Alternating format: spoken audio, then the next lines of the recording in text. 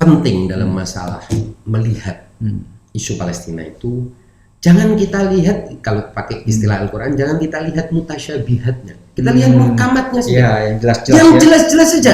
Anda kalau bukan ahlinya, jangan kesana kemari. Ya. Anda tidak semua orang ahli dalam semua hal. Jadi lihatlah muhkamat masalah ini. Apa itu?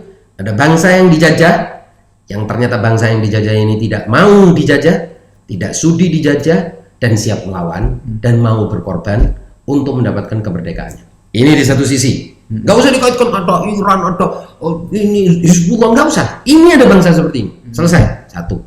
Di sini ada penjajah yang telah melakukan penjajahan selama 73 tahun lebih dan melakukan aksi kekerasan, penghinaan, penistaan terhadap kehormatan bangsa ini maupun kesucian ataupun tempat-tempat suci bangsa ini, dan sekarang ingin mengalahkan tapi tidak mampu apapun alasannya.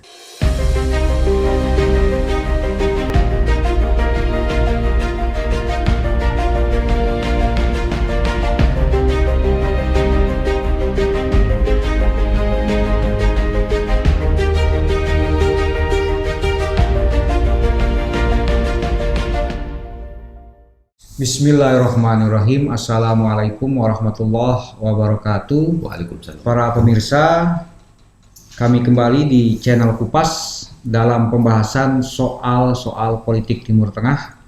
Pada kesempatan kali ini tentu saja kami akan membahas perkembangan terakhir di Palestina menyusul serangan atau kejahatan Israel sejak 6 Mei 2021 atau 2 pekan yang lalu. Baik, sebelum kita masuk ke dalam inti pembicaraan, saya akan sedikit mengupdate perkembangan terakhir. Kita telah mengetahui bahwa sudah ada pernyataan gencatan senjata pada 21 Mei 2021, artinya konfrontasi Israel dengan warga Palestina di seluruh tanah historis Palestina itu berlangsung sekitar 15 hari, 2 pekan 1 hari. Dan kalau saya boleh sedikit ke belakang, ini dimulai disebabkan oleh rencana pengusiran massal, atau menurut istilah Israel, pengantin Israel adalah pengosongan. Jadi pengusiran massal warga Palestina di Sheikh Jarrah, sebuah lingkungan di Yerusalem, yang kemudian memicu protes warga Sheikh Jarrah dan warga Palestina lainnya, yang protes itu kemudian direspon dengan kekerasan, yaitu berupa pemberamisan pemrotes dan demonstran hingga masuk ke dalam Masjid Al-Aqsa atau komplek di Masjid Al-Aqsa, yang kemudian warga Palestina di Gaza melakukan pembelaan dengan menembakkan roket-roket ke Israel, dan kita tahu sendiri bagaimana kelanjutannya. Dan menurut data terakhir yang kami dapatkan, di Gaza 243 warga sipil gugur, 1.900 lebih terluka. Dari yang gugur tadi 66 adalah anak-anak. Sementara di tepi barat 26 warga Palestina gugur, 500 lebih terluka. Di Lot, yaitu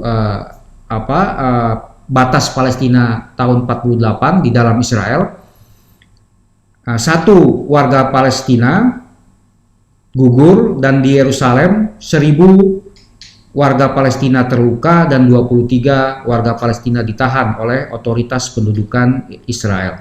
Sementara dari Israel 11 warga sipil terbunuh, 1 serdadu, ini catatan yang saya terima, 1 tentara Israel terbunuh, 3 terluka.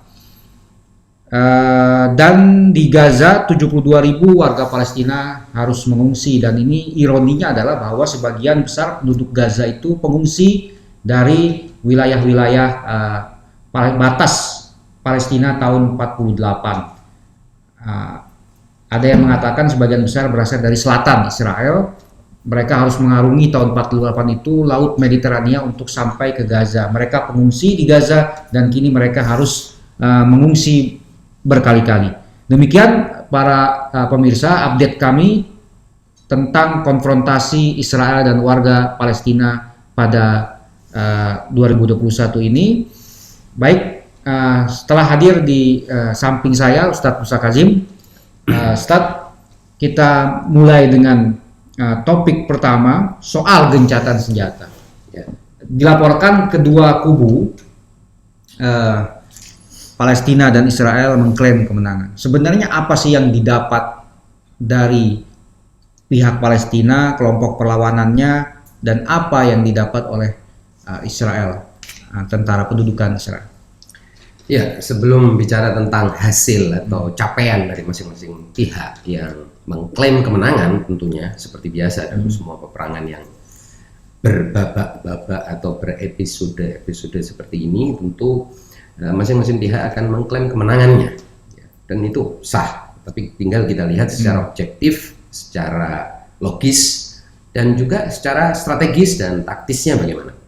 Tapi sebelum itu kita bisa lihat genjatan senjata ini sebenarnya menurut media Israel sendiri yang saya baca di media Timur Tengah, bahwa sebenarnya Benjamin Netanyahu itu masih tidak mau, masih minta waktu, tetapi pihak militer dan juga Joe Biden menekan habis Benjamin Netanyahu dan tidak memberinya waktu. Mengapa? Karena baik Joe Biden tampaknya yang pada hari itu sendiri, pada hari gencatan senjata itu, artinya kemarin tanggal 20 Mei itu menelpon 5 kali Benjamin Netanyahu dan menekankan bahwa gencatan senjata harus segera dilakukan. Demikian juga dengan elit militer Israel sendiri. Mengapa? Karena mereka sudah tidak punya target. Jadi yang mereka sebut sebagai target itu sudah tidak ada lagi. Jadi kalau dilanjutkan, yang akan terjadi hanya penghancuran rusun-rusun atau rumah-rumah penduduk, gedung-gedung sipil, institusi-institusi sipil, dan infrastruktur, dan itu akan mencoreng keseluruhan pemandangan perang ini.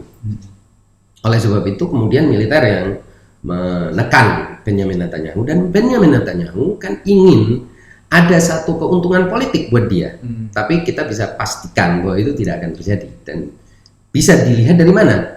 Dari siapa yang mengumumkan gencatan senjata ini. Ini menarik. Ketika jam 2 kurang berapa menit, itu kelompok perlawanan melalui jubirnya Abu Ubaidah yang mewakili seluruh kelompok perlawanan menyatakan bahwa kita akan memulai gencatan senjata dan akan kita lihat apakah Israel komitmen dengan gencatan senjata ini atau tidak.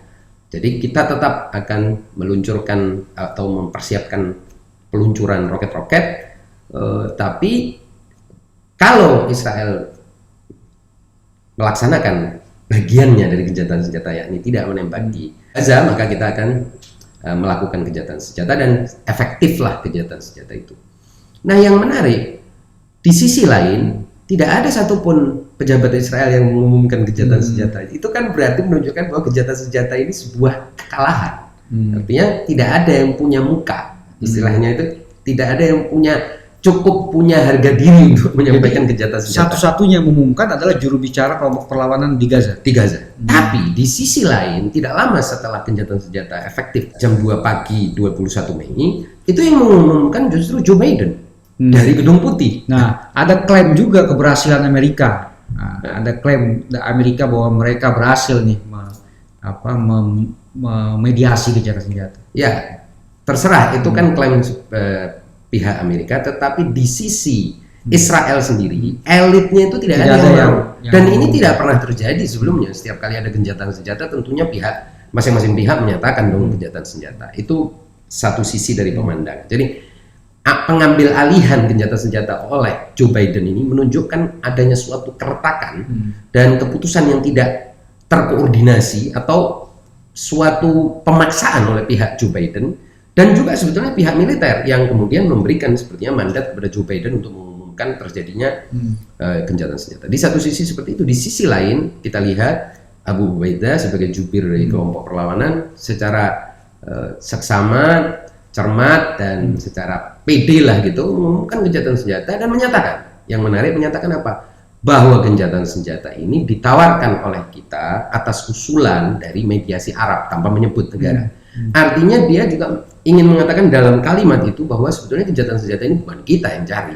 Ini gencatan senjata ditawarkan oleh mediator Arab. Para mediator Arab. Nah, ini saja sudah menunjukkan bahwa sebetulnya posisi Israel itu sangat lemah. Minimal kita bicara seorang Benjamin Netanyahu harusnya dong yang mengumumkan gencatan senjata.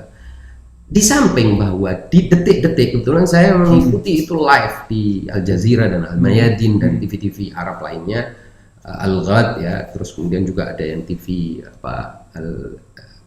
TV Arab yang lainnya kecuali Al Arabia dan semua TV yang disiarkan dari negara-negara Teluk yang sudah melakukan normalisasi dengan Israel. Selain TV-TV itu umumnya memperlihatkan bahwa bahkan beberapa menit sebelum jam 2 kelompok perlawanan itu masih melemparkan roket-roketnya ke wilayah Gilad Gaza, itu artinya wilayah sekitaran Gaza yang sudah dijadikan sebagai pemukiman Yahudi. Itu artinya mereka tetap dalam posisi siap untuk melanjutkan. Nah, di samping itu juga kita bisa saksikan bahwa kelompok perlawanan itu tidak pernah menghentikan serangan sampai di detik-detik terakhir, menunjukkan bahwa mereka siap melanjutkan seperti yang mereka katakan dari awal, bahwa mereka punya persiapan untuk bahkan 6 bulan pertarungan ini berlanjut sampai 6 bulan. Artinya sebenarnya benar yang dikatakan oleh media Israel sendiri, bahwa sebetulnya yang minta gencatan senjata ini justru militer Israel. Karena apa? Karena tidak ada target yang bisa dikatakan sebagai memiliki signifikansi strategis dalam perang. Itu saya kira yang harus dipahami, bahwa perang itu kan punya strategi. Perang itu kan bukan cuma penghancuran. Kalau pada akhirnya penghancuran, ya itu bukan perang. Itu namanya bombardir yang tidak berguna sebetulnya dalam perang. Saya kira itu yang harus diperhatikan. Pemandangan ininya ya, overview dari gencatan senjata itu. Momen itu saja sudah menunjukkan bahwa ada problem dari kelompok dari pihak Israel. Nah, lalu sekarang bicara hasil-hasilnya kan. Nah, sekarang kita lihat hasil yang terbesar dan yang tidak bisa dan tidak pernah ada sebelumnya dari babak konfrontasi yang terakhir ini adalah apa? Persatuan bangsa Palestina di belakang opsi perlawanan dan dukungan penuh mereka dari paling selatannya tanah pendudukan Palestina sampai Gaza, artinya dari tanah pendudukan 1948, kemudian tepi barat yang atau bisa juga disebut sebagai tanah pendudukan 1967, maupun Gaza, maupun dunia pada umumnya, itu lebih banyak mendukung kelompok perlawanan ketimbang Israel. Nah, ini tidak pernah terjadi sebelumnya. Minimal yang tidak mungkin bisa didustakan atau tidak bisa dihilangkan itu fakta bahwa seluruh rakyat Palestina ikut serta dalam perlawanan ini dengan cara mereka masing-masing. Masing-masing orang dengan caranya sendiri-sendiri. Bahkan di wilayah seperti di kota misalnya seperti Lot, gitu, mereka turun ke jalan untuk mendukung saudara-saudaranya sebangsa di Yerusalem Timur yang hendak digusur, khususnya di wilayah Sheikh Jarrah. Yang itu berarti apa? Front domestik Israel juga mengalami disintegrasi yang luar biasa. Jadi Israel menghadapi perlawanan rakyat Palestina, perlawanan semesta rakyat Palestina yang tidak pernah dihadapi sebelumnya, dan dukungan rakyat Palestina penuh di belakang opsi perlawanan.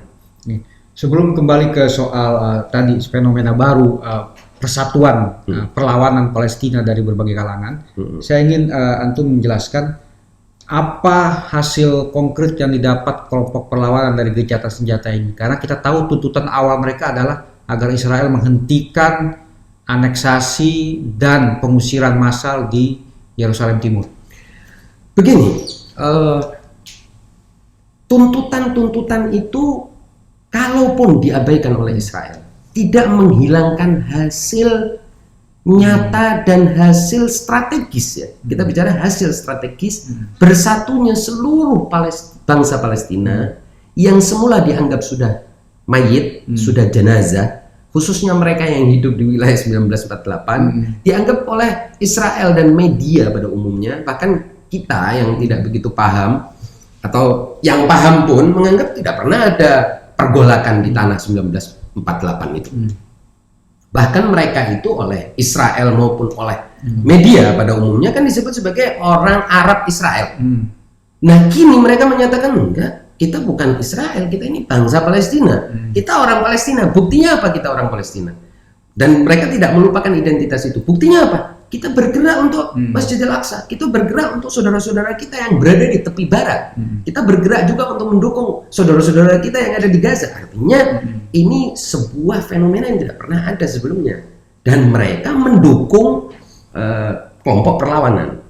Sebagai contoh ya, sebenarnya tadi Anda sudah sebutkan bahwa awal kejadian pada tanggal 6 itu kan adanya keputusan dari Mahkamah Agung untuk mengosongkan Mahkamah Agung Israel. Ya, Mahkamah Agung Israel untuk mengosongkan sejumlah, kalau tidak salah 16 ya. Saya persisnya tidak lupa. Ya, sekitar belasan keluarga. Belasan keluarga dari rumah-rumah mereka.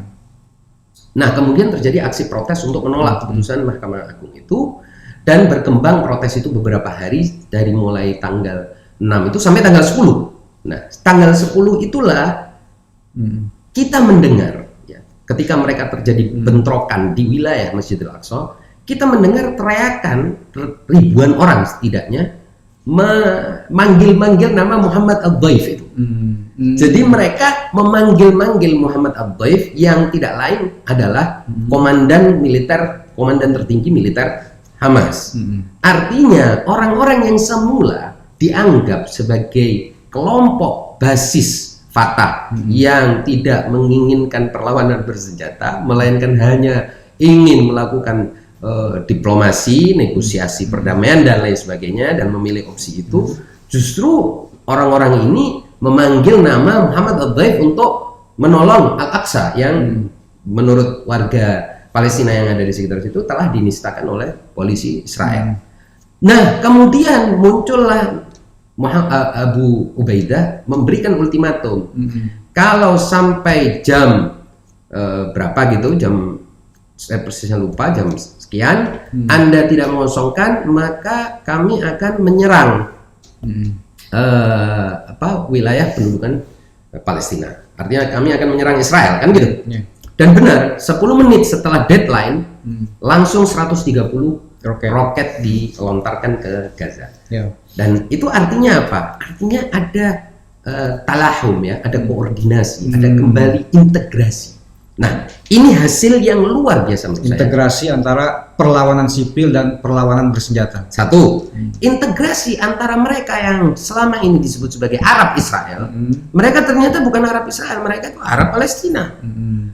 Yaitu mereka yang hidup selama 70 tahun lebih di wilayah 1948, itu juga ternyata mereka masih menyambung, memiliki identitas kepalestinaannya gitu. Jadi karena juga mereka kan didiskriminasi juga di dalam Israel. Pastinya. Nah, terus kemudian mereka yang ada di tepi barat yang selama ini dianggap telah dikooptasi sepenuhnya oleh Fatah atau minimal satu faksi di dalam Fatah yang menggiring mereka untuk meninggalkan perlawanan bersenjata, untuk melupakan adanya kemenangan melalui perlawanan militer dan lain sebagainya, dan mengambil jalan diplomasi dan perdamaian dan seterusnya. Ini ternyata mereka juga memanggil-manggil nama Muhammad Abu Daif. Jadi di satu sisi hasil dari babak konfrontasi ini adalah bangsa Palestina bersatu di belakang opsi perlawanan dan mendukung sepenuhnya opsi perlawanan yang sudah dikampanyekan sejak bertahun-tahun sebagai kelompok teroris. Mereka ini binaan Iran. Jadi ada dua kampanye besar-besaran ini. Di satu sisi kalau di opini publik Barat dibilang sebagai teroris, di opini publik Islam terutama kelompok Islam radikalis dibilang ini adalah binaan Syiah, Hizbullah, Iran, jadi bahaya, mereka pada akhirnya juga akan tersesat, manusia-manusia yang sudah menyimpang dan lain sebagainya, kafir dan seterusnya. Jadi Hamas ini sudah digempur dari segmen baratnya dan segmen itu. Tetapi yang menarik, tetap saja ternyata terintegrasi. Padahal kalau kita lihat, ya kita bisa lihat itu di televisi bahwa orang-orang yang turun ke jalanan di wilayah pendudukan 1948 maupun sebagian di tepi barat ini orang-orang yang tidak berjilbab, orang-orang yang sekuler, bahkan kemungkinan ateis dan lain sebagainya. Kok bisa mereka kembali kepada opsi perlawanan bersenjata yang sudah mereka lupakan 70 tahun lamanya? Nah, ini yang menurut saya menarik. Lalu pemandangan lain, di sisi lain dari pemandangan ini kita melihat apa? Rakyat Israel, kalau itu bisa disebut sebagai rakyat, sama sekali semakin tidak percaya dengan elitnya. Mereka terbelah dalam segala hal menghadapi masalah ini antara militer dan political establishment atau lembaga politiknya tidak akur, medianya kritik habis-habisan, elitnya dianggap bermain-main dengan nyawa penduduknya sendiri untuk kepentingan elit mereka, kepentingan politik mereka, karena ada tuduhan keras bahwa sebetulnya perang ini dilakukan oleh Benjamin Netanyahu sekedar untuk supaya dia selamat dari kasus hukum yang melilitnya. Nah, ini kan artinya apa? Jadi di sini terjadi disintegrasi yang serius, di sini terjadi persatuan. Ini hasil menurut saya tidak bisa diabaikan. Bukan hanya tidak bisa, ini hasil dapat dianggap sebagai sebuah tonggak yang tidak pernah mereka bisa dapatkan dalam 70 tahun penjajahan rezim Israel. Ya. Tadi Antum menyebutkan soal fenomena baru dalam konfrontasi tahun 2021 ini adalah persatuan dari kelompok-kelompok perlawanan, baik itu sipil maupun perlawanan bersenjata. Bahkan bukan hanya semula tidak mau melawan, akhirnya jadi melawan. Ya, dari yang tidak melawan sekarang kembali kepada opsi perlawanan. Dan juga Antum menyebutkan kelompok perlawanan lintas agama, lintas ideologi. Ya, betul. Jadi perlawanan semesta Palestina. Tapi di sisi lain, Antum juga tadi sudah sebutkan, masih saja selalu ada pandangan-pandangan sinis terhadap perlawanan bangsa Palestina. Padahal kalau menurut saya sesuatu yang alamiah, bangsa terjajah itu pasti melawan, ada sesuatu yang alamiah. Tapi ada pandangan begini sinis. Pertama, ini kan hanya konflik Israel dan Hamas, Islamis, kelompok Islamis, radikalis, teroris, intoleran. Iya, betul. Itu pandangan yang satu. Pandangan yang berikutnya mengatakan bahwa ini kan gara-gara Hamas makin dekat dengan Syiah Iran. Nah, bagaimana, Antum melihat fenomena dua pandangan yang datang dari kelompok yang sangat berbeda, bahkan sangat bertentangan, tapi sama-sama anti perlawanan. Ya, kalau saya melihat semua itu sebetulnya cuma mendengungkan apa yang memang sering dikemukakan oleh Netanyahu dan elit Zionis pada umumnya. Bahkan sehari sebelum gencatan senjata saya kebetulan lihat di Fox News pun mantan dubes Israel untuk Amerika itu juga mendengungkan sebuah kata-kata yang sama bahwa sebetulnya Israel tidak pernah berperang dengan Palestina atau tidak ada konflik Israel dan Palestina, yang ada konflik Israel dengan Hamas. Nah, kemudian Hamas ini sendiri harus dilakukan semasif mungkin sebuah kampanye hitam yang kemudian untuk memisahkan Hamas dari seluruh bangsa lain, bangsa Palestina lain. Jadi kelompok-kelompok Palestina itu harus membenci Hamas. Ini memang yang sudah dilakukan sejak 1990-an, ya, bahwa perlawanan bersenjata itu akan mengorbankan kalian sendiri, kalian akan lebih banyak rugi, dan kebetulan tidak sedikit juga orang Palestina yang kemudian sama sekali meninggalkan opsi itu. Bahkan Yasir Arafat, kita harus ingat bahwa Yasir Arafat itu kan semula juga melakukan perlawanan bersenjata, kemudian meninggalkan senjatanya dan mengambil opsi perdamaian. Meski di akhir hayatnya, minimal beberapa bulan sebelum dia wafat tuh kan dia juga mengatakan bahwa ternyata saya salah besar mengambil opsi perdamaian ini karena saya nggak dapat apa-apa. Bahkan wilayah yang semula dikuasai oleh PLO, yaitu wilayah tepi barat, itu kan pelan-pelan dimamah, dicaplok, dimakan dan seterusnya, sampai sekarang 80% mungkin sudah di bawah Israel dan telah dibangun di situ pemukiman Yahudi. Bahkan Amerika, negara-negara yang pendukung Israel pada umumnya pun kan yang poin utama yang mereka sampaikan kepada Israel itu jangan lakukan terus itu yang namanya kolonialisme pemukiman ini, artinya jangan bangun pemukiman terus, tapi tetap saja.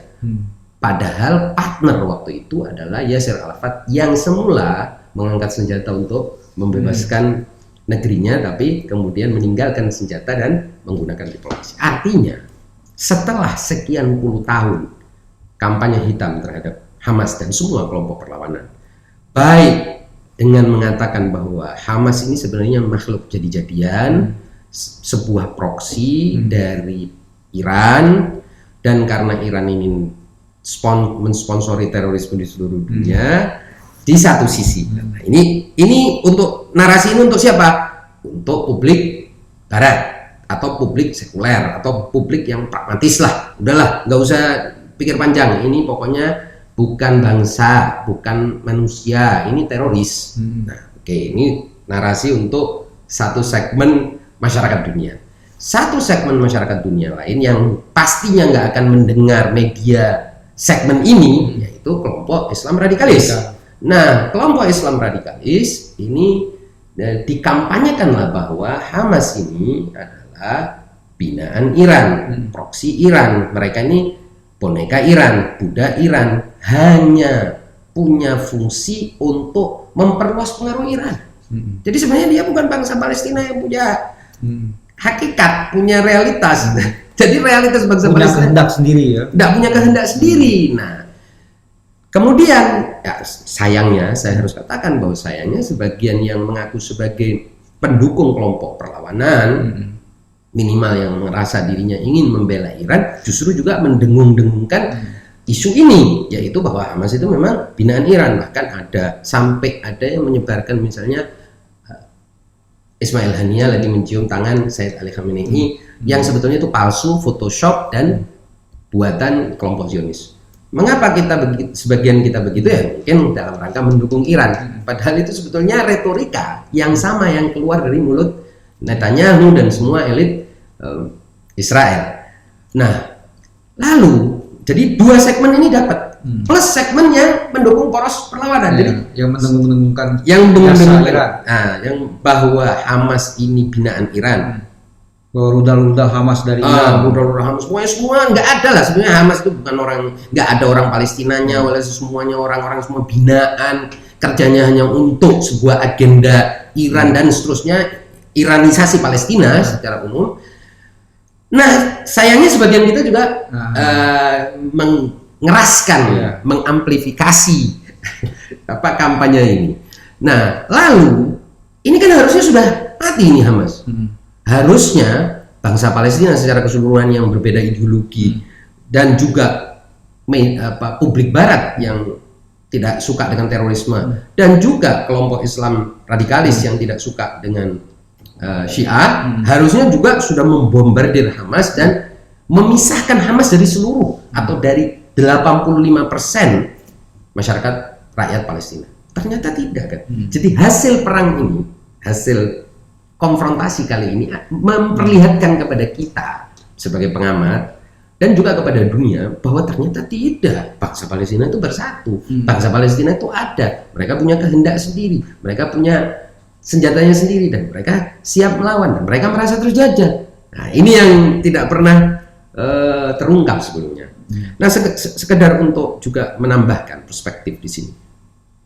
Di media kita itu sering mendengar bahwa yang disebut sebagai Arab Israel, artinya semua bangsa Palestina kemudian hidup di rezim, di bawah rezim Zionis ini, mereka ini sudah terlalu senang untuk mau melawan apapun, sudah hidupnya sejahtera, menyaksikan sendiri pembangunan, kemajuan, tidak di alam demokrasi, di alam demokrasi, minimal sudah tidur nyenyak dalam selimut Israel. Mereka ini bahkan sudah tidak ada, sudah lupa dengan identitasnya. Dan sebenarnya itu memang salah satu keinginan terbesar, ya, obsesi dari Israel ini sebagai rezim. Artinya Arab yang tersisa di pendudukan 1948 ini sudah bisa dikatakan mati suri atau mati sama sekali, mayat. Nah, ternyata tidak. Ini kan baru terungkap sekarang, yaitu ketika kita melihat bahwa di Lod, itu kota Al-Lid atau Lod kalau dalam bahasa Ibraninya atau bahasa Inggrisnya juga, itu ternyata bergolak, melawan, melakukan protes, aksi demonstrasi keras dan melawan. Nah, kenapa? Pertanyaannya nanti kan bisa kita bertanya. Berarti selama ini mereka itu tidak tidur nyenyak. Berarti selama ini mereka tidak dapat apa-apa, dapat kesejahteraan. Justru sebaliknya mereka selalu mengalami diskriminasi, mengalami berbagai keterancaman, mengalami teror, mengalami intimidasi dan lain sebagainya, persekusi dan seterusnya. Nah, jadi yang mereka sebut sebagai rakyat atau bangsa Israel ini terdisintegrasi dari dalam. Itulah mengapa Said Hasan Nasrullah pada tahun 2000 pernah mengatakan bahwa Israel itu lebih rapuh daripada sarang laba-laba. Jadi warga di dalam Israel atau yang kita sebut sebagai Palestina 48 itu juga merasakan ketidakadilan. Jadi mereka merasakan berada dalam perjuangan yang sama dengan warga Palestina yang lainnya. Itu poinnya. Jadi tidak bisa ternyata mereka itu melupakan identitas mereka sebagai suatu bangsa. Satu, kedua ternyata karena tekanan berlebihan oleh elit Israel kepada mereka dan diskriminasi yang tidak wajar, maka mereka merasa bahwa perlawanan itu adalah jalan keluarnya. Di samping juga kita bisa lihat di sisi lain, gitu. Jadi kalau kita lihat bangsa Palestina yang semula dikira tidur nyenyak ini atau tidur mati suri ini tadi, yang berada di wilayah 1948 itu ternyata kan memberontak. Di satu sisi begitu kan, di sisi lain memang kita melihat apa? Israel ini sejak 20 tahun terakhir ini makin ke kanan, makin ekstrim ke kanan, elitnya itu. Kita bisa lihat dari mulai orang seperti Benjamin Netanyahu, sebelumnya Ariel Sharon. Jadi pemimpin-pemimpinnya ini rata-rata tidak ada lagi yang dari partai buruh. Jadi partai buruh itu makin kecil yang dianggap sebagai kiri lah ya. Meskipun sekiri-kirinya orang Israel mungkin juga tengah atau kalau ada itu. Nah, itu artinya apa? Memang kebijakan-kebijakan diskriminatif itu mengena kepada warga yang disebut sebagai Arab Israel itu. Apalagi identitas keyahudian itu makin dikentalkan oleh negara Israel. Dan ya peresmian misalnya nama negara ini menjadi the Jewish State of Israel itu kan mengindikasikan bahwa yang bukan Yahudi warga negara kelas 2 gitu.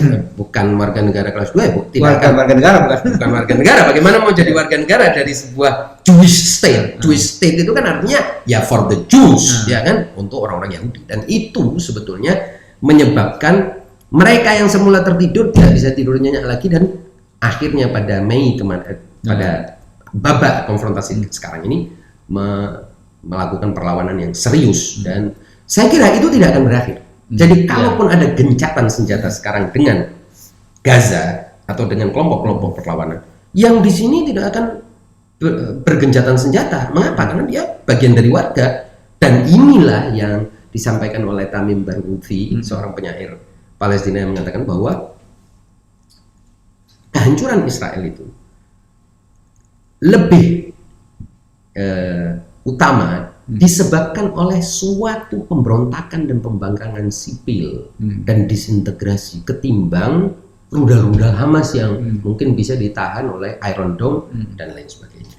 Itu saya kira yang penting untuk kita lakukan. Saya mencatat di sini beberapa sinisisme terhadap perlawanan bangsa Palestina. Pertama mungkin kita respon satu persatu. Pertama adalah soal mengapa mereka merayakan kemenangan, kan mereka banyak yang tewas, terbunuh, banyak bangunan yang rusak, Ya. banyak fasilitas yang hancur, banyak yang terluka, banyak yang cacat. Kok mereka merayakan kemenangan? Di Israel kan hanya 10-11 orang yang meninggal, yang tewas gitu kan. Sementara di Palestina sampai mendekati 300. Apa mereka merayakan kemenangan? Jadi begini, di dalam analisis tentang suatu perang itu ada umum lah.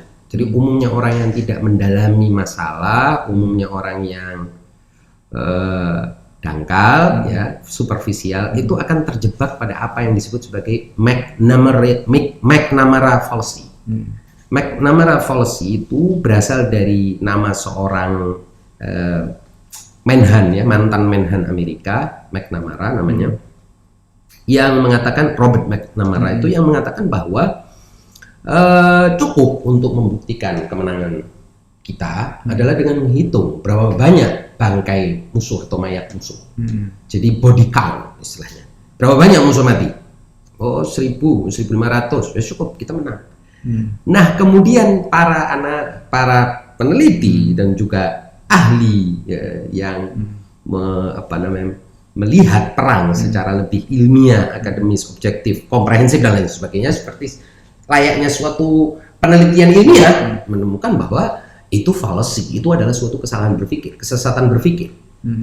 Kemenangan itu tidak ada hubungannya dengan berapa banyak kita bisa membunuh musuh. Kemenangan itu adalah paket utuh, paket lengkap. Kamu punya target apa, kamu punya rencana apa, kamu punya motif apa, dan secara keseluruhan itulah yang akan menentukan kemenangan. Begitu juga dengan nilai apa yang sedang kamu usung, apakah kamu punya justifikasi atau kamu tidak punya justifikasi moral untuk perang ini. Jadi tidak bisa melihat dari sekedar berapa banyak mayat pihak musuh. Jadi itulah mengapa mereka memunculkan istilah McNamara fallacy, atau quantitative fallacy, yaitu kesalahan menghitung sebuah perang. Siapa yang menang dan siapa yang kalah dari suatu perang dengan hanya menghitung kerugian material dan kuantitatif dari salah satu pihak. Dan yang terpenting tadi justifikasi moral, ya. Satu, bukan hanya justifikasi moral. Satu, justifikasi moral. Yang kedua, apakah musuhmu itu menguat secara moral, secara internal, secara politik, secara lain-lain, atau tidak? Secara opini, persepsi, apakah engkau berhasil mengalahkan semua itu atau tidak? Kemudian, apakah musuhmu itu kehilangan orientasinya atau tidak? Apakah dia tetap dalam tujuannya? Jangan-jangan engkau yang tidak punya tujuan. Jadi setelah perang itu kemenangan itu tidak lagi bisa dihitung hanya dengan berapa. Apalagi dalam perang asimetris seperti konfrontasi Israel dan Palestina. Terutama dalam perang seperti ini. Nah, sekarang kita bisa lihat, hitung aja. Setelah perang ini, ya, betul berapa banyak, kita hitung berapa banyak, kalau tidak salah ada 185 atau 190 gedung milik warga Palestina di Gaza yang hancur, termasuk musuh-musuh. Ada berapa? 280-an ya, gugur. 243 yang gugur. Sekian banyak kerugian material. Tetapi apakah semua kerugian material itu, dan Israel juga ada kerugian material kan, bisa dibandingkan dengan apa yang terjadi 30 tahun yang lalu ketika Israel itu dapat melucuti seorang Yasir Arafat dari senjatanya dan menarik Fatah yang semula melakukan perlawanan menjadi bonekanya, menjadi pesuruhnya, menjadi bahkan menjadi partner, mitra untuk menekan kelompok berlawanan. Apakah ada itu? Itu justru kekalahan telak, bahkan penghinaan. Jadi kalau itu 30 tahun yang lalu, betul Israel menang dari sisi bahwa musuh bebuyutannya. Padahal tidak ada satupun Palestina yang terbunuh di sini ketika itu. Ya, Kan artinya ketika terjadinya Yasser Arafat dilucuti itu nggak ada yang terbunuh kan? nggak ada yang terbunuh, kan itu kan. Artinya musuh itu ngalah dan takluk secara kesungguhan. Itu baru kemenangan. Nah, kemudian kita lihat Yasser Arafat yang telah dilucuti dari berbagai tujuannya untuk memerdekakan, nggak usah merdekakan Palestina keseluruhan, udah merdekain sini aja lah, apa, tepi barat sama Gaza buat saya. Itu pun terus diambil, tidak dikasih dan seterusnya, dan tidak bisa melawan dan selesai sudah. Senjatanya sudah tidak punya, bahkan terakhir itu katanya dia itu kalau kemana-mana itu ya dijagain sama polisi Israel. Jadi ini menjadi lelucon. Nah, kalau itu betul, itu adalah kekalahan atau kemenangan mutlak bagi Israel. Era itu sudah tidak ada lagi. Nah, dari mana tidak ada lagi? Sejak kita lihat apa yang terjadi di Lebanon Selatan.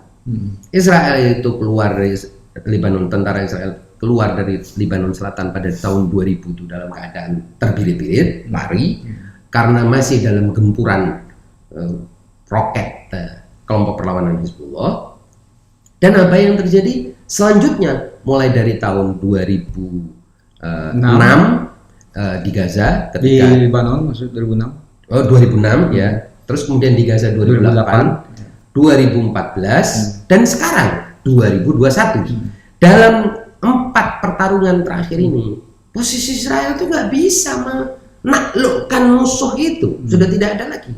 Bahkan yang terjadi adalah musuh menerima dukungan, musuh mendapatkan kekuatan moral, musuh semakin jelas tujuannya. Yang semula harusnya dia cuma oke deh, saya mau solusi 2 negara, enggak, kamu harus pergi. Semakin kuat retorika kamu harus pergi, berarti musuhnya bukan takluk, musuhnya menguat. Berarti akan ada babak-babak selanjutnya. Berarti Anda melakukan perang itu, Anda tidak dapat apa-apa, karena tadinya Anda kan mau memecut musuh, menaklukkan, mengalahkan, membuat musuh itu jerah. Tidak, dia makin embolden, makin berani, makin menguat. Itu artinya kekalahan. Jadi menganalisis perang tidak bisa dari ngitung berapa mayat, itu sudah ada dalam kajian. Bahkan menarik kalau mau membaca itu kajiannya itu ada sebuah seorang penulis namanya Daniel Yankelovich itu menunjukkan bahwa perang Vietnam kalau kita hitung secara jumlah kematian banyak. Besar Vietnam jelas. Pasti loh. Berapa tentara Amerika yang mati? Nah, dia menganalisis bahwa dalam perang Vietnam itu Amerika kalah, Vietnam menang. Padahal kalau dihitung jumlah orang Vietnam yang mati jauh berlipat-lipat ganda dibandingkan dengan jumlah tentara Amerika yang mati. Begitu juga dengan apa yang terjadi misalnya di Afghanistan. Kita bisa lihat Amerika kalah nggak di Afghanistan menghadapi Taliban? Kalah.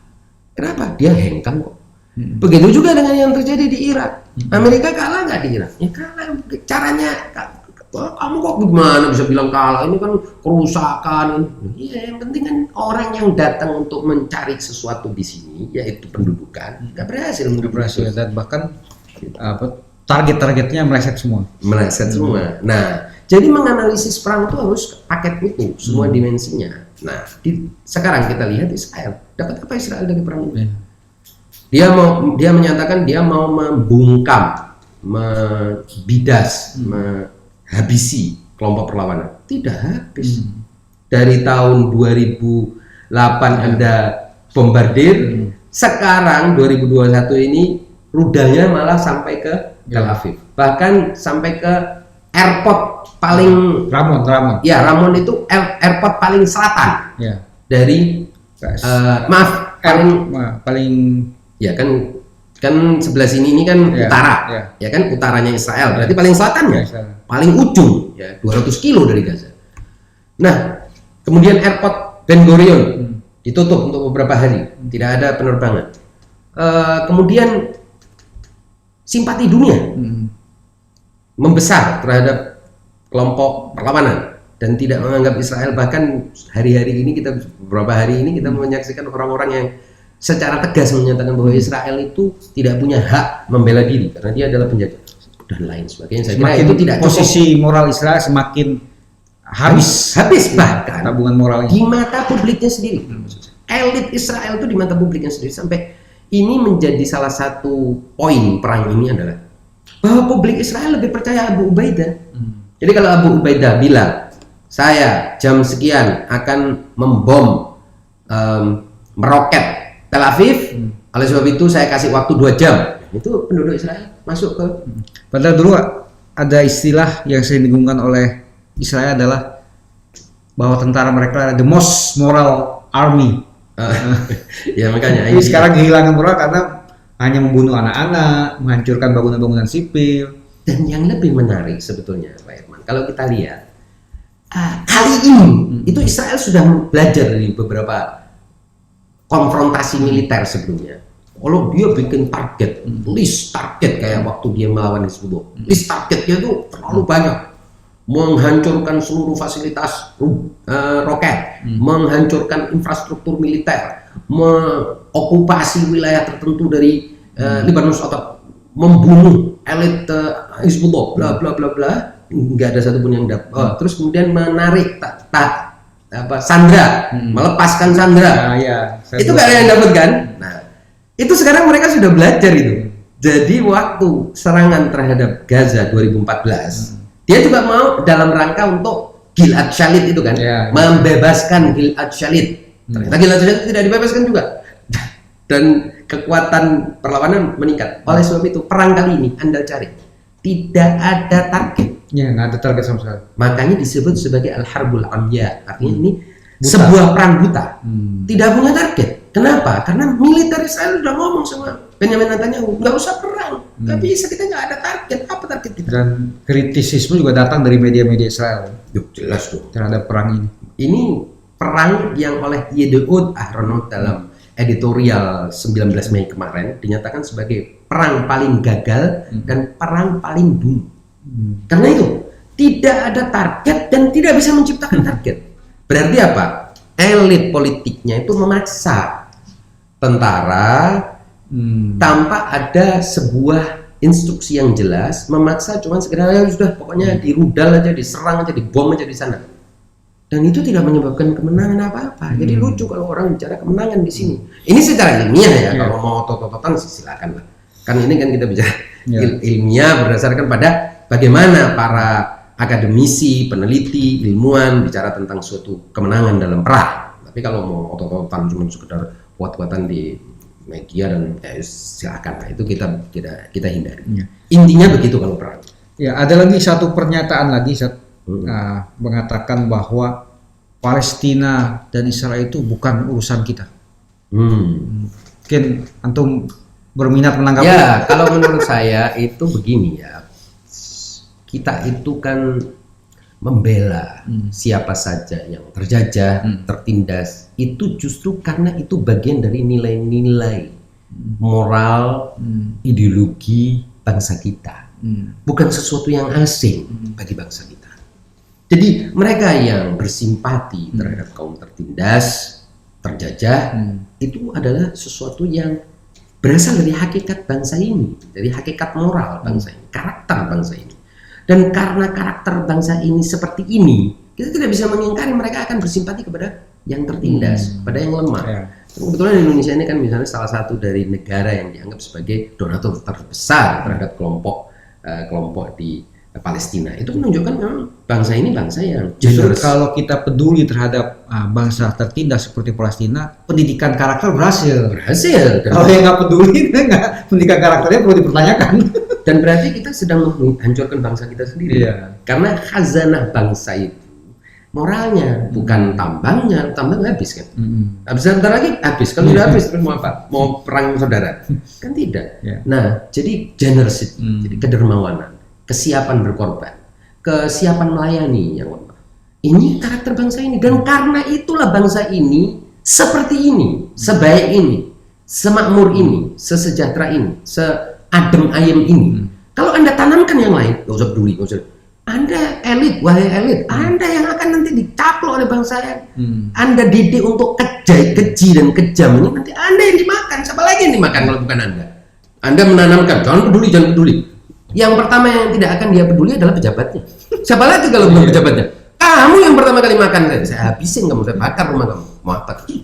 Jadi mohon, elit ini harus mawas diri, rendah hati lah. Kamu ini melakukan sekian banyak kekejaman, korupsi, tidak dibakar rumah kamu, tidak dihancurin rumah kamu. Bersyukur karena bangsa ini baik. Jangan diajarin keji, jangan diajarin kejam. Kalau kamu ajarin keji dan kejam, nanti suatu saat mereka akan hancurin rumah kamu juga. Jadi, dan karakter itu justru harus dipupuk, bro, bukan dihancurin. Jadi, Bung, kita ini jangan emosi sesaat. Ya, satu itu. Kedua, apalagi ini adalah amanat konstitusi, amanat founding father. Saya ingin mengatakan, kalau kita tidak membela Palestina, berarti pasti kita tidak bersama Bung Karno dong. Pasti kita itu bukan bagian dari pejuang kemerdekaan dong. Karena semua pejuang kemerdekaan, minimal founding father kita ini peduli terhadap bangsa terjajah, peduli terhadap Palestina, memusuhi Israel, memusuhi Barat, imperialisme Barat. Mereka melawan itu. Loh, terus kamu ini siapa? Kamu jangan orang asing. Nah, oleh sebab itu kita mau tanya, kamu ini agendanya siapa? Apalagi Pak Irman, memang kalau saya lihat, jadi belakangan ini propaganda pro Israel yang menguat. Ini sebetulnya tanda, lagi-lagi ini tanda memang semakin dekatnya kematian Israel itu. Jadi Israel ini sudah tidak bisa lagi menunjukkan kedikdayaan militer. Maka dia butuh semaksimal mungkin seluruh pendukungnya di seluruh dunia dimanapun mereka berada untuk maksimal mendukung dia, menginfus dan menginjeksi dia dengan energi. Termasuk siapa? Termasuk orang Arab yang sok radikalis, padahal sebenarnya teman di belakang layarnya Israel. Lah, mereka kan sama-sama tuh. Dalam soal ini ternyata sama. Jadi kelompok sekuler yang memang mendapatkan keuntungan dari bisnis-bisnis yang kita nggak tahu apa, rente-rente di sana sini. Jadi para rent seeker bertemu dengan tujuan Zionis, bertemu juga dengan tujuan Islam radikalis. Yang Islam radikalis ini kan binaannya monarki-monarki yang tidak jelas. Lah, juga ternyata monarki-monarki ini sudah langsung melakukan normalisasi hubungan. Jadi artinya apa? Israel mau bilang, kapan kita mau terang-terangan bersatu? Kita ini sama-sama bisa hancur. Nah, jangan lupa, kalau Israel jatuh, ya, Palestina merdeka, ini monarki-monarki ini pasti berubah. Kenapa? Karena yang pendukung terkuat Israel adalah Amerika. Kalau Israelnya saja tidak bisa dukung, tidak bisa ditegakkan dan tidak bisa bagaimana mereka mau mendukung monarki-monarki yang memang sudah lebih rapuh ini. Jadi sebenarnya normalisasi itu normal, logis, alami. Normalisasi monarki-monarki dengan Israel itu nggak usah dianggap sebagai keanehan, paradoks. Enggak, itu natural course of history lah. Jadi sebuah jalan yang alami dari sejarah, yaitu mereka yang punya kepentingan bersama, meskipun semula mereka di belakang layar, pada akhirnya mereka akan bertemu. Jadi sama seperti orang selingkuh dan memang sama-sama bejat, yang lakinya bejat, yang perempuannya bejat, ya lama-lama kan tinggal deklarasikan lah gitu kan, memang selama ini sudah selingkuh, dipersatukan secara jadi formal gitu. Menarik bahwa menurut antum kelompok kapitalis pragmatis neoliberalis ini dalam memandang kelompok perlawanan Palestina itu sama dengan kelompok Muslim radikalis yang didukung oleh monarki-monarki Arab. Artinya keduanya ini sama-sama anti perlawanan rakyat Palestina atau bahkan perlawanan rakyat dimanapun gitu ya. Ya, mereka nggak kenal rakyat kan. Pada akhirnya kan mereka ini kan orang yang tidak percaya dengan hakikat rakyat. Rakyat itu nggak ada, manusia itu nggak ada. Manusia itu nggak ada kehendak, nggak ada nilai, nggak ada, kosong. Manusia itu either dieksploitasi sebagai budak atau bisa jadi raja. Sudah cuma itu toh. Nggak ada konsep bahwa manusia itu punya kehendak, manusia itu ada solidaritas, simpati, cinta, kasih sayang sesama manusia. Ya bahkan mungkin tidak percaya dengan kemanusiaan. Oleh sebab itu saya bilang mereka pasti hakikatnya anti Pancasila. Karena di dalam Pancasila ada kemanusiaan yang Adil dan beradab. Bagaimana mengimplementasikan kemanusiaan yang adil dan beradab kalau kita membiarkan kezaliman, penjajahan, agresi, pembunuhan berlanjut? Wah, bukan urusan gue. Bahkan Urusan kamu apa terus? Sekarang mau nanya saya, urusan kamu apa? Bahkan Eksploitasi tambang, makan tambangnya orang ini, itu juga Iya. apa itu urusannya? Korupsi, apa itu urusannya? Apa dong? Kamu ini apa? Sedang apa? Nah ini kan menjadi persoalan. Bahkan Bung Karno untuk sila kemanusiaan yang adil dan beradab itu pernah menyebutnya dengan istilah internasionalisasi. Nah, Internasionalisme persis. itu kan. Nah memang salah satu dari makna kemanusiaan yang adil dan beradab itu kalau tidak salah ya menjaga perdamaian, dunia, membebaskan dunia dari penjajahan. Itu ya. makna-makna yang disampaikan oleh para penafsir Pancasila yang sejati. Jadi sebetulnya ya itu tanggung jawab sebagai manusia. Oh, kalau tidak salah kemanusiaan yang adil dan beradab ya itu bahwa kita adalah manusia yang sama dengan manusia-manusia yang lain, yang beradab dan adil, yang dimanapun manusia sebagai manusia punya kesatuan. Nah saya kira kalau saya melihat justru simfoni yang keras atau orkestrasi dukungan terhadap Israel yang mengeras di dunia Arab, sebagian dunia Arab, itu dikendalikan oleh elit, ya monarki-monarki itu mengendalikan lewat media mereka, lewat buzzer mereka. Dimanapun di dunia termasuk di Indonesia juga dikeraskan dalam rangka apa? Menyelamatkan sosok atau entitas yang sedang sekarat bernama Israel. Karena Israel sudah tidak digaya lagi dalam soal kekuatan militer. Nggak ada buktinya. Dia mau kemana sih? Sampai Avigdor Lieberman dalam wawancara yang beredar luas di media sosial, dan karena dia wawancara di tidak salah di channel 12 Israel, dia mengatakan apa? Lah kalau kita ngelawan Gaza dan Hamas yang masih punya roket-roket primitif aja kita kewalahan seperti ini, Iron Dome kita ini kebobolan berkali-kali, bagaimana kalau kita ngelawan Hizbullah? Apalagi kata dia ngelawan Iran, jangan bicara itu deh. Ini Avigdor Lieberman ini. Jadi ini kan politisi senior di Israel yang bisa dianggap sekarang senioritasnya itu cuma di bawah si Netanyahu kan gitu.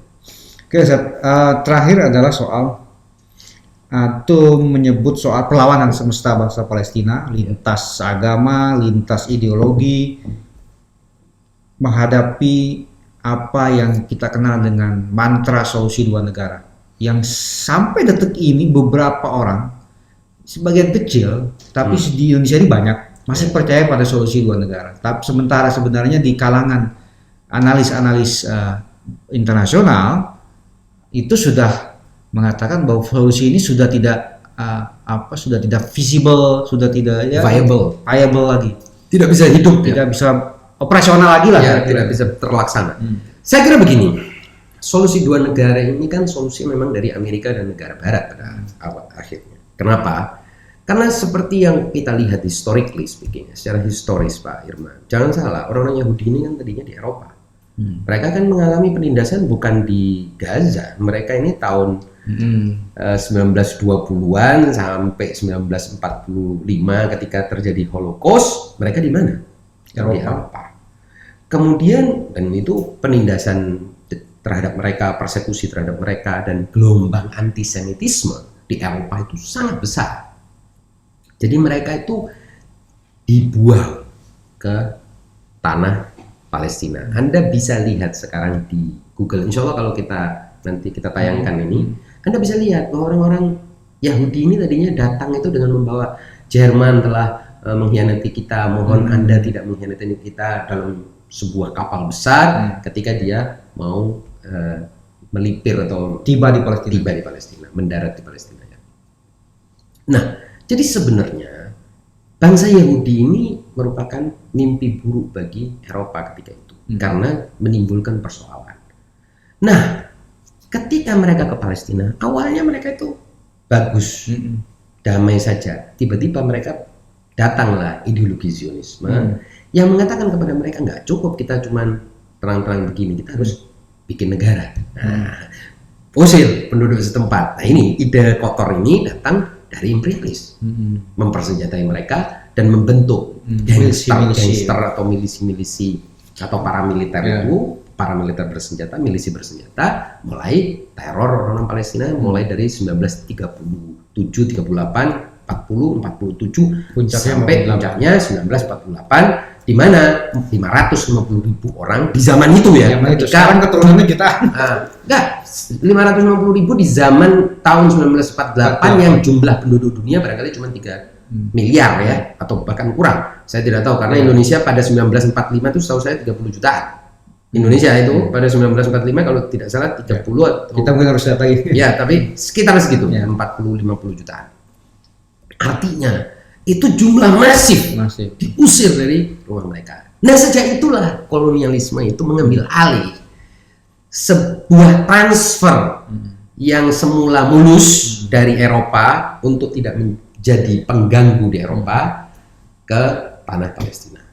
Jadi sebenarnya yang ingin solusi dua negara ini ya negara-negara besar Barat dan Amerika dan orang Eropa supaya mereka tidak balik lagi. Karena pada akhirnya kalau tidak bisa di Palestina mereka akan balik lagi dan menciptakan lagi kekacauan, kegaduhan, kebencian Karena terhadap juga Yahudi. antisemitisme tuh adanya di Eropa dan Amerika. Iya dong, kan Di- saya di- bilang Holocaust di mana? Iya. Holocaust kan di Jerman, Holocaust Tanah kan Palestina tidak bukan ada di di sana. Tehran, bukan di Masjidil Aqsa, bukan di Gaza, bukan di Oman, bukan di Jakarta. Tahu di Eropa Holocaust. Jadi itu mohonlah, ini kan bukan kejadian 1400 tahun yang lalu, makanya aneh bin ajaib kalau orang lupa dengan kejadian 75 tahun yang lalu, mengingat-ingat kejadian King David 3000 tahun.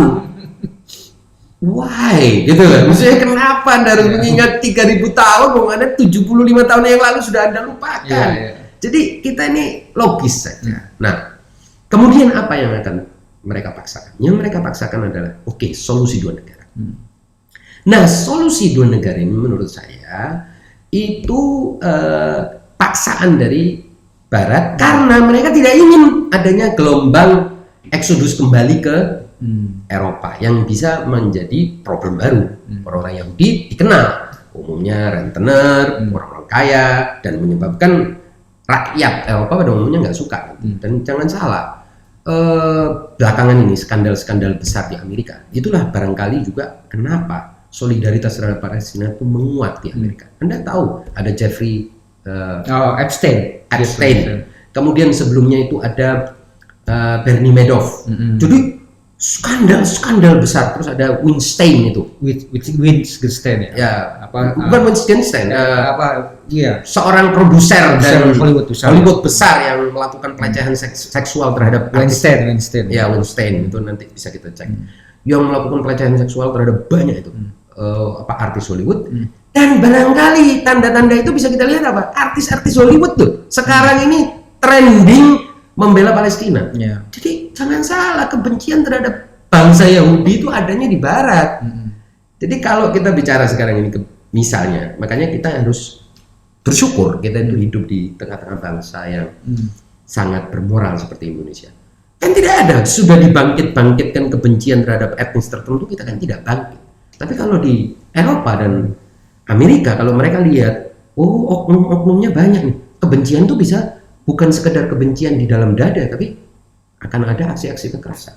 Nah, maka solusi dua negara itu dipaksakan. Ternyata ini anak binal ini nggak tahu diri, sok-sokan merasa hebat, bisa mengalahin berapa itu negara Arab, wah ngelunjak kalau istilahnya apa itu ngelunjak itu ya congkak angkuh mau ngerebut wilayah orang. Nah sekarang mereka menyaksikan ini bangsa pejuang, ini bangsa Palestina bangsa pejuang, ya lo hadapin deh. Kalau lo memang ini jangan panggil orang lain. Nggak bisa terbukti dalam gencatan senjata ini kan Netanyahu itu diselamatkan oleh Joe Biden. Karena kalau dia lanjutin ini, misalnya 5 bulan aja rontok. Dalam negeri terjadi pemberontakan sipil, bahkan pembangkangan sipil. Dan yang saya ingin katakan, di Israel sendiri, di kalangan orang Yahudi sendiri, ada disillusion yang luar biasa. Jadi kekecewaan yang luar biasa terhadap elit Zionis sekarang. Karena ternyata diskriminasi terhadap orang Yahudi sendiri terjadi, yaitu orang Yahudi yang berasal dari Afrika, terutama Yahudi Ethiopia. Dan itu terjadi secara sistematis. Mereka umumnya dijadikan polisi, mereka umumnya dijadikan tentara, pada umumnya mereka yang dikasih buru-buru kelas ringan. Sementara Yahudi yang datang dari Eropa atau Ashkenazi, Yahudi kulit putih lah ya. Yahudi kulit putih itu dapat tempat-tempat terhormat. Ini sekarang jadi kekisruhan di dalam ini yang tidak akan, percayalah sama saya, tidak akan diungkapkan oleh media. Ditutupi, pokoknya media ini heboh dengan Hamas, rudal, terus nanti di sisi sini Iran, jadi dibuat seolah-olah masalah itu di mana-mana. Itu biasa. Jadi saya itu kalau diskusi kalau sudah tahu narasumber sudah mulai ngacak, ini dibalik isu ini nih ada geopolitik, ekonomi. Ini mau kemana-mana? Nggak usah kemana-mana. Ini kan demo ada di dalam negeri. Jadi, masalah Israel itu menghadapi persoalan internal bukan hanya dengan penduduk Palestinanya, tapi juga dengan penduduk Yahudinya. Dengan penduduk Yahudinya yang istilahnya sekarang ada growing discontent, ya, ketidaksukaan, ketidakpuasan, kekecewaan yang meningkat terhadap elit. Dan itu mereka yang datang dari itu, Yahudi yang datang dari Maroko, Ethiopia, mungkin sebagian dari Yaman, pokoknya Yahudi yang bisa dikatakan non kulit putih, non kulit putih atau Yahudi color ya. Dan itu sesuatu yang mereka rasakan. Dan kita bisa lihat sekarang tidak sedikit dari mereka yang menolak untuk ikut wajib militer, gitu. Karena mereka merasa gaji dibedain, ada diskriminasi di sana sini dan seterusnya. Oke, Ustaz, ada lagi yang bisa antum sampaikan mungkin sebelum kita mengakhiri diskusi kita? Ya, saya kira tadi itu menurut saya yang penting dalam masalah melihat isu Palestina itu, jangan kita lihat, kalau pakai istilah Al-Quran, jangan kita lihat mutasyabihatnya, kita lihat muhkamatnya saja, yang jelas-jelas saja. Anda tidak kalau bukan ahlinya, jangan kesana kemari. Anda tidak semua orang ahli dalam semua hal. Jadi lihatlah muhkamat masalah ini. Apa itu? Ada bangsa yang dijajah, yang ternyata bangsa yang dijajah ini tidak mau dijajah, tidak sudi dijajah, dan siap melawan dan mau berkorban untuk mendapatkan kemerdekaannya. Ini di satu sisi. Nggak usah dikaitkan ada Iran, ada ini Hizbullah, nggak usah. Ini ada bangsa seperti ini. Selesai. Satu. Di sini ada penjajah yang telah melakukan penjajahan selama 73 tahun lebih dan melakukan aksi kekerasan, penghinaan, penistaan terhadap kehormatan bangsa ini maupun kesucian ataupun tempat-tempat suci bangsa ini, dan sekarang ingin mengalahkan tapi tidak mampu apapun alasannya. Kalau Anda bilang Hamas dibantu Iran, ya Israel dibantu seluruh dunia. Jadi nggak penting sebetulnya ini dibantu siapa. Jadi jangan masuk ke dalam mutasyabihat masalah. Karena mutasyabihat masalah itu atau hal-hal yang misteri dan gitu, mohon maaf Pak Irman. Jadi saya juga mendengar ada salah satu Ustadz Wahabi, Ustadz Salafi yang bilang, oh ini sebetulnya permainan antara Iran dengan Israel. Nanti ini itu sering sudahlah. Kalau permainan urusan Anda itu ngomong yang jelas-jelas aja Pak. Pak Ustadz, jangan Anda masuk ke wilayah yang Anda tidak memiliki keahlian, pengetahuan dan tidak punya latar belakang di situ. Jangan bicara seolah-olah akhirnya kacau. Semua orang tidak tahu mau apa. Nah itu biasanya itu kan memang ya di dalam Al-Quran itu kan ada istilah gini, ya kan? فَأَمَّا الَّذِينَ فِي قُلُوبِهِمْ زَيْغٌ فَيَتَّبِعُونَ مَا تَشَابَهَ مِنْهُ ابْتِغَاءَ الْفِتْنَةِ. Jadi kalau ada orang yang dalam hatinya itu ada zayg, ada kotoran, ada kedengkian, ada problem hati, problem psikologis, umumnya mencari yang rumit dari masalah, mencari yang tidak jelas. Jadi membuat drama, tidak jelas. Jadi membuat sesuatu yang simpel menjadi rumit. Itu memang penyakit. Kalau kata anak sekarang jangan drama loh gitu. Nah itu menurut saya cara untuk kemudian apa? Umat ini jadi atau masyarakat ini jadi tidak tahu mau ngapain ya menghadapi masalah ini. Nah, itu sudah biasa. Dan itu sebetulnya bukan taktik rezim yang baru, rezim jahat yang baru. Dari mulai zamannya Bani Umayyah sudah begitu. Dan bahkan mungkin Fir'aun juga dulu sudah begitu. Dan sebelumnya Namrud juga sudah begitu. Nah itu saya kira kalimat terakhir. Terima kasih. Terima kasih Ustaz, Sama-sama. menarik sekali pembahasan Ustadz Musa Kazim. Mungkin di sini saya hanya akan sebelum kita mengakhiri pembicaraan ini, saya hanya akan menekankan dua hal. Pertama, bahwa perlawanan bangsa Palestina itu sangat jelas, bukan hanya dari sisi moral, tapi juga dari sisi hukum internasional. Keputusan-keputusan pengadilan Israel di tanah-tanah pendudukan itu sudah jelas dinyatakan dalam hukum internasional tidak berlaku. Pengadilan Israel atau pengadilan rezim pendudukan tidak memiliki yurisdiksi di tanah pendudukan Palestina. Yang kedua adalah seperti yang dinyatakan oleh atau dijelaskan oleh Ustadz Musta, bahwa kita harus menghormati kehendak dan mendukung kehendak dan perlawanan bangsa Palestina dengan tidak mengembe-embeli atau mengikutkan masalah-masalah lain ke dalam persoalan atau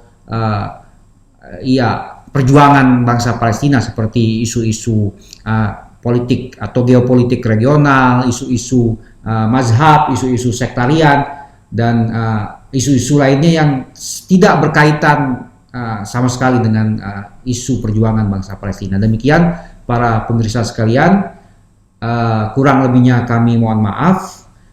Jika Anda menyukai konten ini, like dan subscribe di channel Kupas. Wassalamualaikum warahmatullahi wabarakatuh.